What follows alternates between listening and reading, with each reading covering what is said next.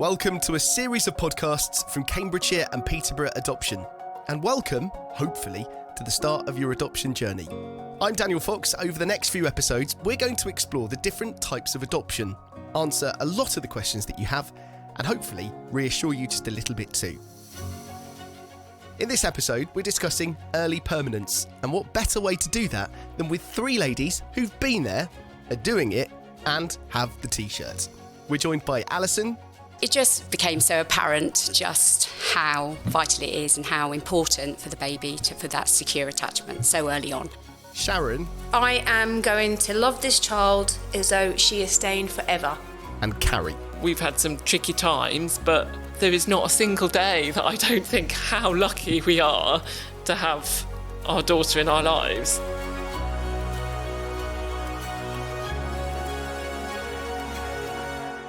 So we should start from the beginning really and explain what early permanence actually is. And don't worry if you've never heard about it before, because neither had I. Carrie explains for us what it is. Early permanence is one route to potential adoption, where children are placed with a foster family whilst the courts decide whether that child will be permanently placed for adoption or whether they can actually go and live with their birth family.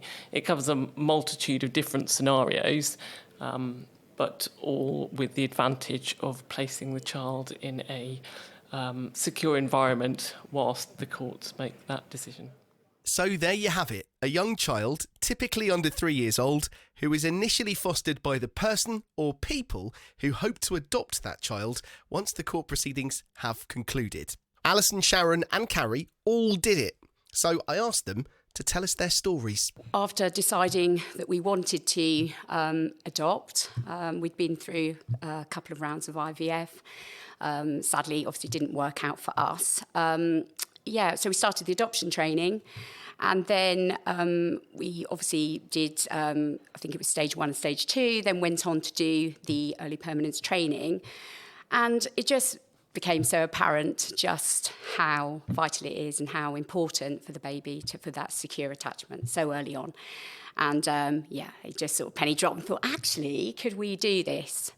And then we were lucky, we met some great people during our training. I have 2 ladies here with me today.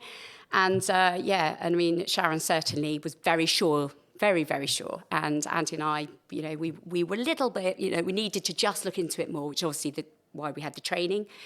And I think we sort of thought, our journey we've been through as a couple, we've had our challenges, but we're really strong and we can do this. We're very resilient and this is for us.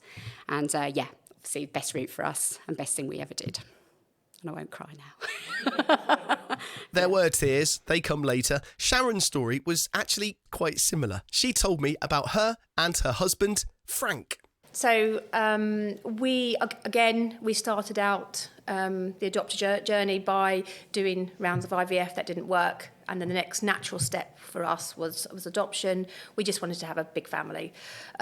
So we inquired about adoption. We had our initial training. We did stage 1, which was all fine. And then they mentioned early permanence to us and explained that, in my mind, this is how I received the information, that you were going to have a child for potentially 6 months, and then if the birth parents passed all their assessments, you were going to then give that child back. So at that moment, I looked at Frank and I said, absolutely no way are we going to do early permanence. My heart would, there's no way I could do that. That was on the Friday. So over the weekend, Frank and I sat down and we were chatting about it and we were looking at all the benefits of early permanence in the fact that we could have the experience from as early as possible. And then it just started to settle in. All the trauma that happened, apart from being removed from the birth mother, birth family, we just thought that was just a no-brainer because this child has gone straight into foster care, no trauma directly at the child. So on the Monday, I was very excited because it just fit. I just knew this was right. I knew this was right for our family. Frank and I were like, this is what we need to do. So we went to the council building, spoke to our social worker and said, no, we poo-pooed it on Friday. It's Monday. I know it's only a few days. We definitely want to go ahead with early permanence. Isn't that lovely? So we now know what early permanence is, and we'll call it EP going forward, if that's okay. And we know why it's good for the children involved. It minimises disruption, it avoids delay, and it gives you a chance to bond with the child much earlier. All this is great. But what are the benefits to you as an adopter? Well, that's the exact question that I asked Carrie. Well, it's difficult. It is a difficult route. And as Sharon said, I mean, we originally discounted early permanence because I thought it would be too difficult. I think after a fairly punishing run of IVF, the idea of looking after a child with the prospect of that child maybe not staying with you in the longer term, that's a really difficult thing to get your head around. But actually, the benefits to the child are clearly enormous. And I think once you get further into the adoption process, you understand that it's really all about the benefits to the child.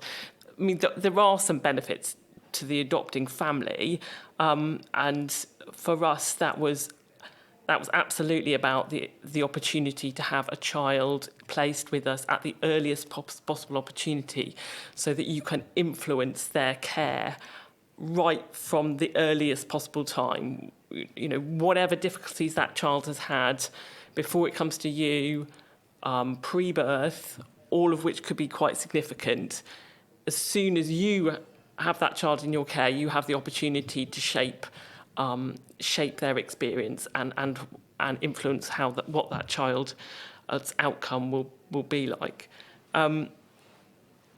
For me, there was an advantage as well around contact with the birth family, and we did have contact with our daughter's birth family, which I have found both difficult but also valuable, and I hope will be valuable to us and our daughter,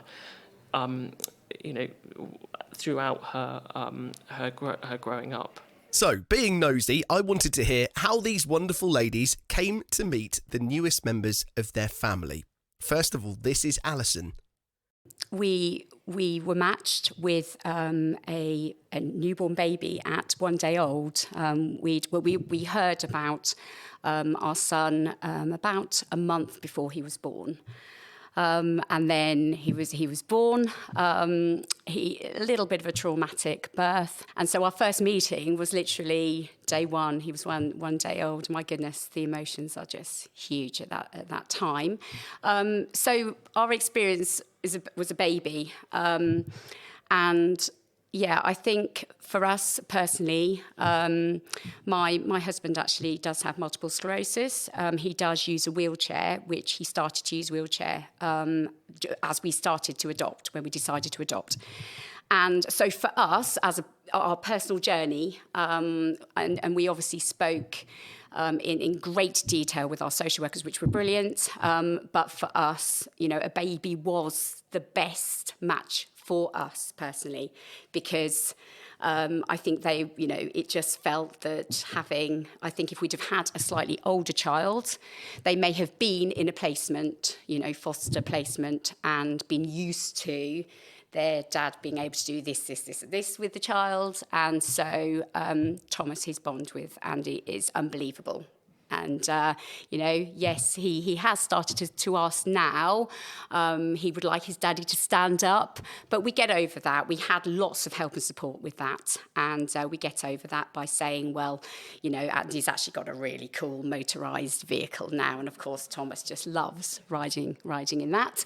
So, but for us, our experience was all about, when we decided to adopt, I was nearly 40, and we actually said, I don't think actually a baby, I'm past the baby stage, let's have a 4 or 5 year old. But it was the early permanence training, our support network, and Andy's disability that led us to think actually a baby is the best match for us. And it wasn't necessarily because we wanted a baby as such, but yes, so that was our experience and our journey. Sharon's family, rather wonderfully, just kept growing. So I have adopted 3 children. So my eldest I adopted from, or foster, in the fostering scenario, she was 6 days old. And then my second daughter, she was 36 hours old. And then my son, he was 8 months old. So I have got, some obviously some variations there. We wanted the experience from as early as possible, and that was an amazing experience for us to have from 6 days to 36 hours. We never thought that was going to happen because early permanence is 0 to 2. So we wanted that, but we never thought we'd get it. So when we got it, that was amazing for us. So with my son, it was obviously very different. For him, so he was released from hospital straight into a foster placement, and then from the foster placement he came to us at 8 months, so we did all the introductions and stuff. So it was a very different scenario. He came with his own little personality. We were actually used to having children practically from birth, where you are able to start the process of getting to know each other and bond so early on. Whereas when my son came, he was already a person in his own right. Now it sounds really, but there's a difference between a baby and a toddler almost. So that took a longer time to bond actually. My love for my children are all the same because they all come from the same birth mother. So they were all related, and obviously I love my girls. So when our son came, there was no problem with love. It was just it took a little bit longer to bond. I must say now, I mean, I would, as adorable, and I would do anything for him. And I feel guilt for feeling that. But that was, I'm being honest, and that was the situation. My husband loved him from the moment he saw him. The girls loved him from the moment they saw him. But for me, that, it just took a little bit warming up. And Carrie?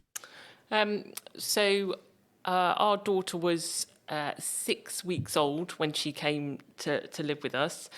So very young, like Ali and most of Sharon's experiences. So we knew, having signed up for early permanence, that was likely that we would get an extremely young child, but equally prepared that it might be a child up to around 2. Obviously, and when it came to, really excited and really pleased that we did have that opportunity to take a very young child because of that opportunity to influence. So our daughter was originally placed in foster care. So she was with a foster carer from birth for the first 4 weeks, and we didn't actually know about her until she was about 4 weeks old, and then it took a couple of weeks to get through the required meetings and agreements before she came to live with us. And I was adamant that we should take her as soon as possible because she was already 4 weeks old, and actually in my mind every day mattered at that point. So we had one meeting with the social worker, then we had to wait a week for the second meeting with the social worker, which I remember being very frustrating. But then after that, it did move quite quickly. We met the medical advisor. My husband and I came out of there going, we're going to go with this. And I went into work and told them I was going to leave the following Monday. So it was incredible, actually. It happened really quickly. We then did a sort of 3-day handover period with her foster carer, who was an amazing lady and had looked after lots of babies in care. But because she was so small, it could happen quite quickly, that handover. And so we met her on the Tuesday, and she came back to live with us on the Friday. So we were extremely lucky. I think that is the point, isn't it? I think once you are matched with a child, that process just goes so quick, doesn't it? The waiting, but then it just... absolutely. You go from nothing and this on a very theoretical approach, having read lots of books and what have you, been assessed, to an inch of your life, and then suddenly you're like, here's some not very detailed information about a child, yes or no. and then you're on with it, and I remember lots of people saying to me, "Oh, it must have been such a shock. It all happened so quickly," and I thought, well, yeah, maybe to your perspective, it did happen quite quickly. I've been waiting a long time to have a baby. Yeah. So actually, it is still a shock when you bring a baby home. But, but I think I was very keen to get on with it by that point. Yeah, absolutely. Absolutely. And your house is just a nice organised house. I remember when my first child came in, and it was all nice and organised. And within 2 hours of her coming, I looked around. I looked at my husband, and I was like, "Look at this house! Look at this house!" There was baby paraphernalia everywhere. But that's a happy place to be, isn't it? After, I think absolutely. If you've waited a long time for a baby, then you sometimes think it's never. But that wait until that point is so long drawn out. It has to be. We understand that. You know, it has to be a process, of course. But as soon as you hear, then from that point to placement is generally super quick, isn't it? Yeah, I think that's an interesting point, that having, now on the other side of it, I actually really do appreciate the training that we had and the. We were really lucky with our social workers and the support that we got on the assessment, and I think that it feels painful at the time, but actually it was a good grounding. But you're prepared, and that's what it's for, isn't it? You are absolutely prepared. I think whether it's your own birth child or adopted child, everyone should go through training. I mean, it's never going to happen, of course, but that would be in an ideal world. Makes you think about things, absolutely, yeah. 3 families all doing EP, although 3 slightly different scenarios. So already we've covered what EP is, what the early days look like when a child first comes to live with you, and what you can expect. But there is something you have to bear in mind. To begin with, you're not actually a parent. You're a foster carer. This is Alison again. No, and I think obviously the ladies we've just been discussing, sort of saying, just being that first time parent, just getting used to the fact we've got this baby. There's so many emotions, you're incredibly tired because of lack of sleep, and it's just very, very overwhelming. And I think, obviously for us, we spent the first 2 weeks visiting hospital visits. I spent, my husband obviously did have to work, but I was just at hospital hours and hours and hours, singing, reading to this little baby, as you do, and loving it. But yes, you really, and it is so important to just stay very grounded. And, to just always have in your mind that you are a foster parent, you've done the foster training, that is exactly what your role is at that time. And even though Andy and I, when we first met, our baby, obviously, who is our son, but it's so the emotions are just huge. Totally. Because you're instantly feeling love for this baby. It's just so amazing. You just want to tell everybody. It's so exciting. But yeah, you have to go, just think, okay, we are foster parents. We're going to do an amazing job.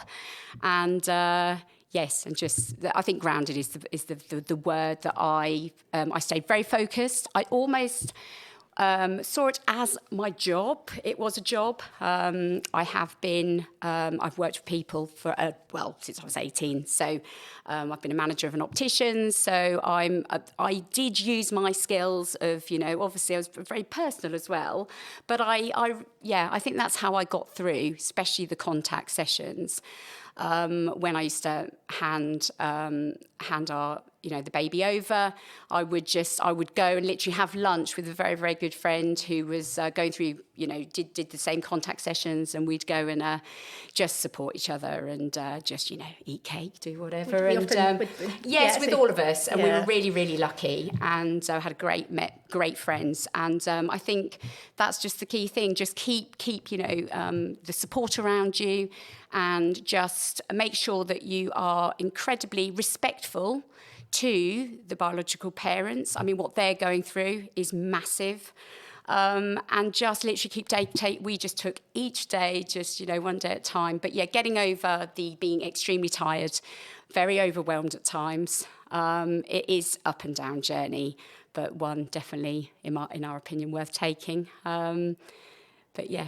He was gorgeous as well. I mean, I know Ali's son, and I saw him from like nearly day dot, and how beautiful. He was just Instantly couldn't help fell in love. Yeah. Not nice at all. But I think actually the social worker at the time, she was just like, he is just absolutely beautiful. He had tubes. And I didn't know whether or not, am I being a bit feisty? But yeah, He was beautiful. incredibly beautiful Yeah. baby, which, he is obviously beautiful now. Yes.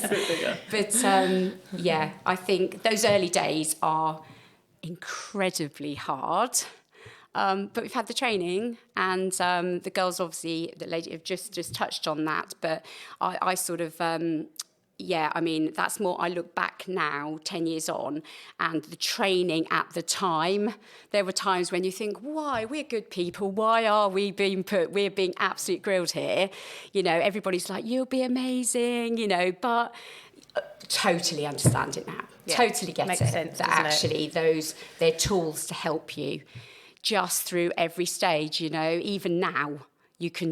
I keep looking back. I actually read over my training notes just because there's little things that actually even sort of parenting a 7.5, nearly 8-year-old, they're still helping us now. I don't know if you... absolutely. And I don't think it also rolls back to adoption. It's just about being a parent as well, isn't it? Yeah. So, definitely. Yeah. But there are additional challenges, I think, as we know, with most children who come in through the care system, and that I think I can see now that training was really trying to make sure that you are ready to take on those additional challenges, and you've got that added resilience, I guess, which the children need you to have in order to be a parent. I don't know about you as well, but for Andy and myself, actually looking back at our childhood and really looking at that, actually my husband, we actually enjoyed it in a lot,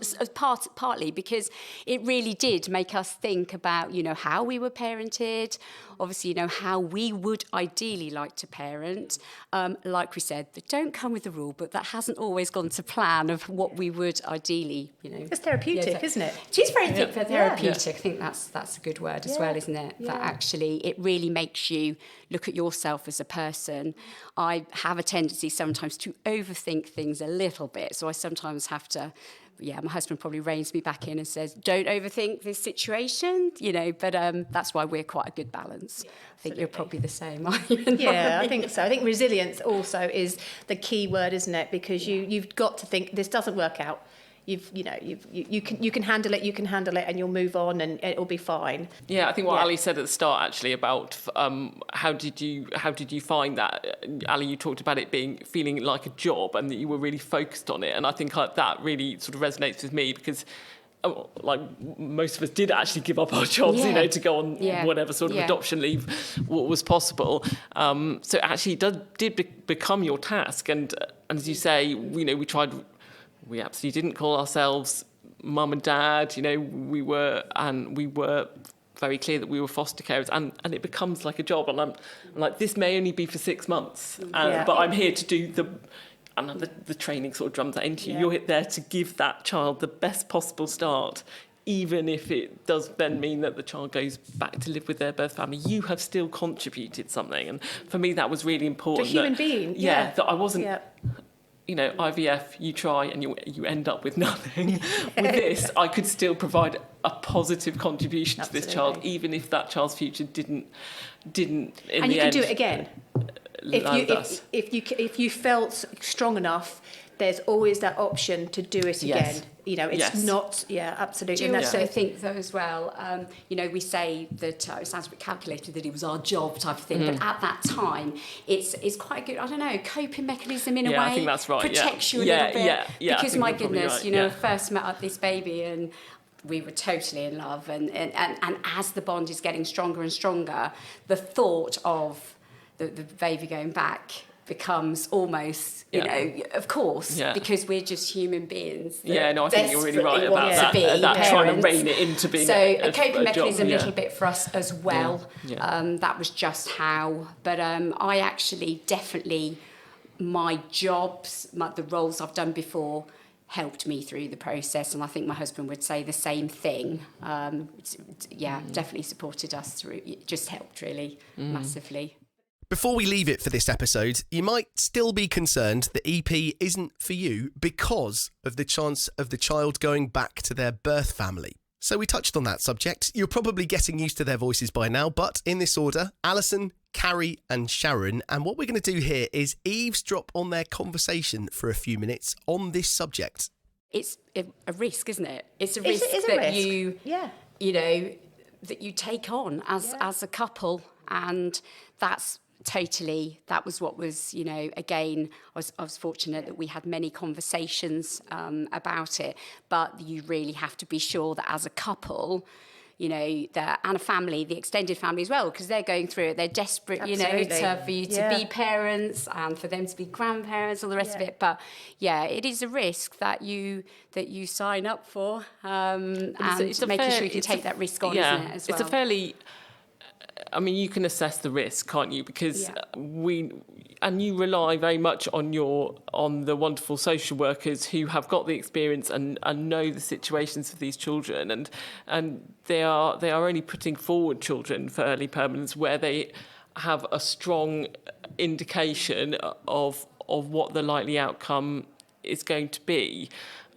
So it's a very small proportion of children who are placed for early permanence who do go back to their birth family.